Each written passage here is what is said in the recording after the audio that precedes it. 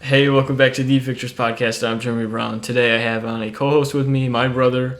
It's glad to have him back. He's going to give some perspective from the Michigan State point of view.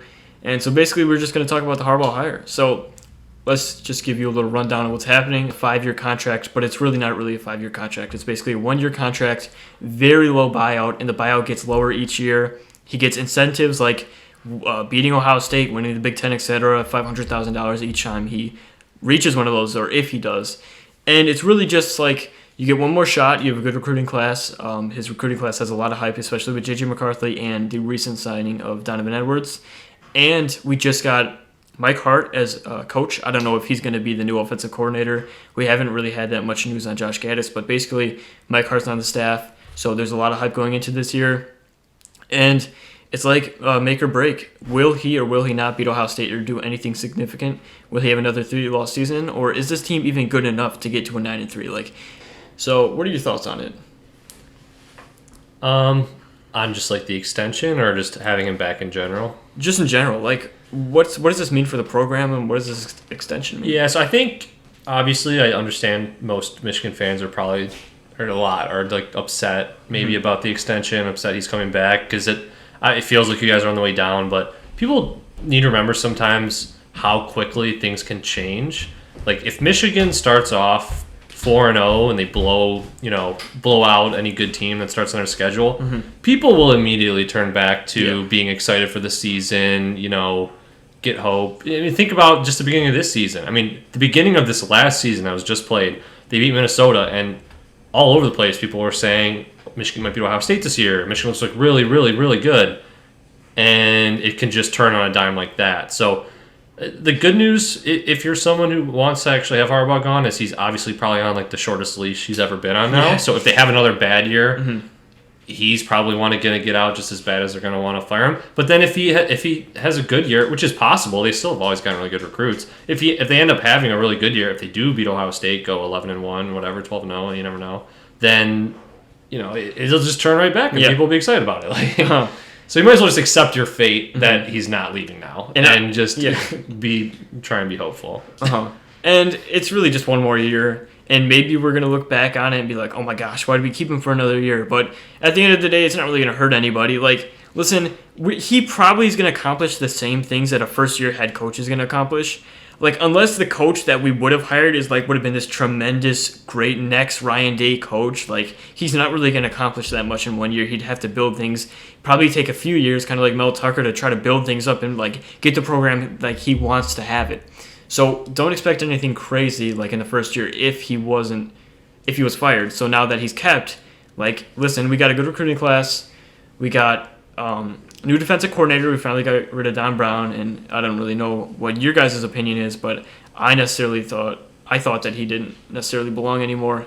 And we finally got a new defensive coordinator, which is supposedly going to be the Ravens linebackers coach, which is kind of bittersweet. I'm glad that we got rid of Don Brown, but it's kind of he's never called plays in his life necessarily. He's never actually been at the head calling plays. So we'll see how he pans out. But overall, it's kind of be excited for the next 2021, because it's not like us fans are anymore is he going to be held on? We're mad that his extension was so long, because it's basically just a year-to-year basis.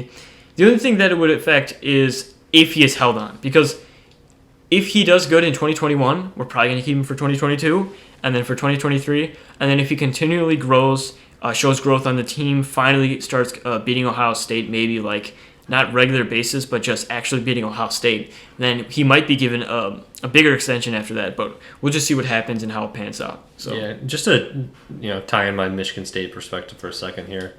D'Antonio obviously was very good for a very long time. Then we had the 3-9 year, the sex assault scandal, all that stuff. The year after the 3-9 year, there was a lot of talk about D'Antonio being fired and everything. And I remember going into the Michigan game that year, specifically with my family and stuff. Oh, D'Antonio might get fired. Oh, he might get fired. And then we beat you guys. And as soon as we beat Michigan, it sounded idiotic that we would fire this guy. It turned that quick. That quick. It was no, and then we went. That was a good year. We went 10-2. And then all of a sudden, the year after that, just 7-6. And all of a sudden, it's people kind of want him out again. Go 7-6 again, and everyone was done. It can turn so fast. And if we would have had another good year after the 10-2 year, it would have gone the completely opposite direction with people as far as like whether or not they want him to stick around, want him gone. So it can slingshot. And basically, that wraps up our Michigan segment. I just kind of want to touch on the national championship, Ohio State versus Alabama. Like, that was crazy. I can't believe it. Like, it got to the point where Alabama was just doing whatever it wants. Like, my brother talked about it, how against Ohio State and Clemson the past few years, especially in the semifinals, there was a turning point. And in these big games, there's turning points. And then when Battle was taken out for the targeting and it gave Ohio State the chance to score, then that was like he thought it would have been a huge turning point. Do you want to talk about that for a second? No, yeah, I just said so the Clemson Ohio State game last year. It was just crazy how it was like same time in the game. Clemson Ohio State last year, Ohio State obviously was up. I think a lot of people know.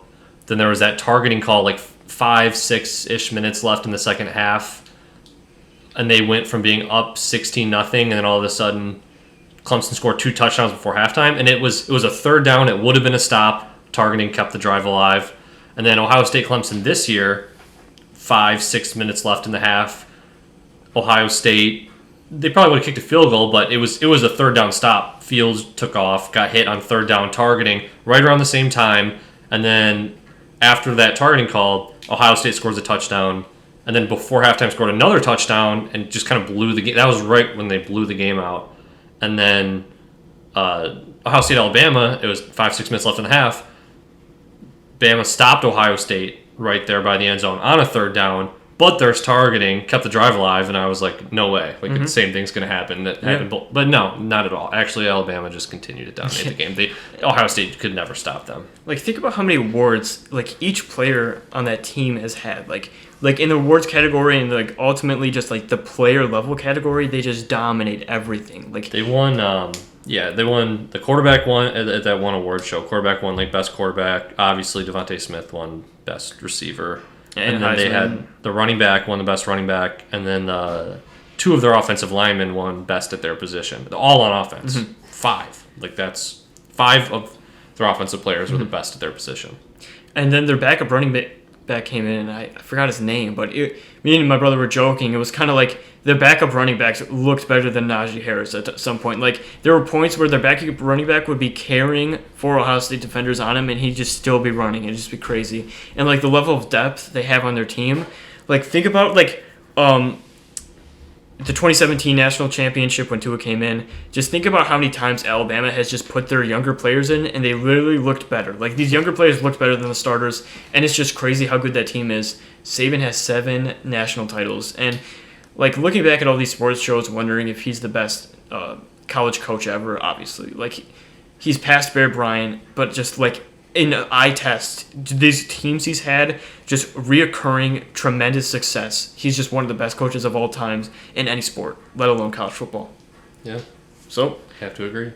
So this is the Victors podcast, as always. Michigan State, a former Michigan State coach. Oh yeah. It's crazy. You think about it. What if he stayed? Like, what would he do there? I don't know if he could ever, like, recruiting-wise, I don't know. He probably could have got some of those recruits, but I don't know. You don't know. You got to be guessing. Yeah. So. This is the Victors podcast. As always, go Blue.